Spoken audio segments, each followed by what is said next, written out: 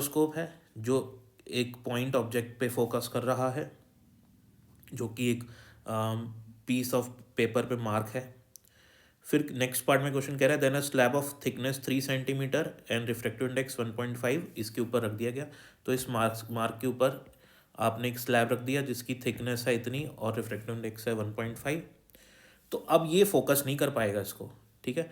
तो फोकस करने के लिए आपको क्या करना पड़ता है, इसको कुछ ऊपर खिसकाना पड़ता है। तो ये इसकी ओरिजिनल डिस्टेंस थी इस पॉइंट ऑब्जेक्ट से, तो आपको इसको कुछ ऊपर शिफ्ट करना पड़ता है, फिर वापस से आप इसको फोकस करते हो, ठीक है। How much microscope should be move to get the mark again in focus. तो हुआ क्या, एक्चुअल में क्या हुआ, जब आपने यहाँ पे ये लग दिया ग्लास स्लैब, तो अगर आप यहाँ से ऑब्जर्व करोगे, यहाँ से ऑब्जर्व करोगे, तो ऑब्जर्व करने पे क्या होगा, ये ग्लास स्लैब की वजह से रिफ्रैक्शन होगा। और ये जैसे वाटर होता है एक कंटेनर में, अगर यहाँ पे आप कॉइन रख दो तो कॉइन आपको कुछ ऊपर लिफ्ट शिफ्ट हुआ हुआ दिखाई देता है ना। आप यहाँ से ऑब्जर्व कर रहे हो, सेम चीज़ यहाँ पे भी हुई है। तो यहाँ पे जो मार्क है ये भी आपको कुछ ऊपर शिफ्ट हुआ दिखाई देगा।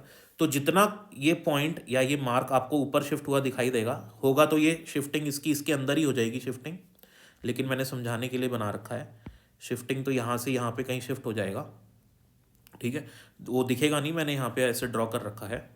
तो ये जो शिफ्टिंग होगी, जितना ये शिफ्ट हो जाएगा ऊपर उतना ही आपको दूर करना पड़ेगा इसको।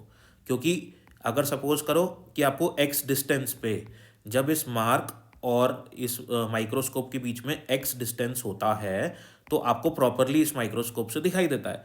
तो यानी कि मार्क और माइक्रोस्कोप में एक्स डिस्टेंस होना चाहिए। तो अब सपोज करो कि अगर ये आपका मार्क 1 सेंटीमीटर ऊपर हो गया, तो आपको इसको भी 1 सेंटीमीटर ऊपर करना पड़ेगा, ताकि अभी भी इन दोनों के बीच की डिस्टेंस एक्स ही रहे। समझ में आई बात। तो इन शॉर्ट आपको क्या फाइंड करना है, आपको इस स्लैब की वजह से जो शिफ्ट आता है वो फाइंड करना है। अब एक बात कंसेप्ट और सीख लो, जो भी ग्लास स्लैब होता है, जितने भी क्वेश्चंस मैं आपको करवाऊंगा ग्लास स्लैब के, उन ग्लास स्लैब में मैं हमेशा आपको बताऊंगा कि ग्लास स्लैब का एक ही काम होता है। ग्लास स्लैब का क्या काम है, ग्लास स्लैब का काम है शिफ्ट करना, इसको याद रख लो आप। ग्लास स्लैब का क्या काम है, शिफ्टिंग। तो जहाँ पे ऑब्जेक्ट है उसको वहाँ नहीं कहीं और पे शिफ्ट कर देता है ग्लास स्लैब। तो अपन को सीधा सीधा शिफ्ट निकालना है। शिफ्ट कितना होता है ग्लास स्लैब से, टी इंटू 1 - 1/μ। वैल्यू सब्स्टिट्यूट करेंगे, 1 सेंटीमीटर का शिफ्ट आएगा, आप उसको भी शिफ्ट कर दो।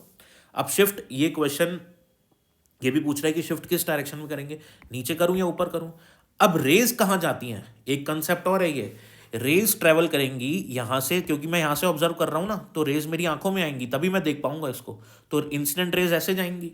तो जब रेज ऐसे जाएंगी तो शिफ्ट जो होती है dear students, shift always takes in the direction of rays. Shift always occur in the direction of rays. जो आपकी रेस ट्रेवल कर रही है उसी डायरेक्शन में हमेशा शिफ्ट आएगा, तो आपको इसको पीछे ही करना पड़ेगा। सो आपको 1 सेंटीमीटर इसको अपवर्ड शिफ्ट करना पड़ेगा।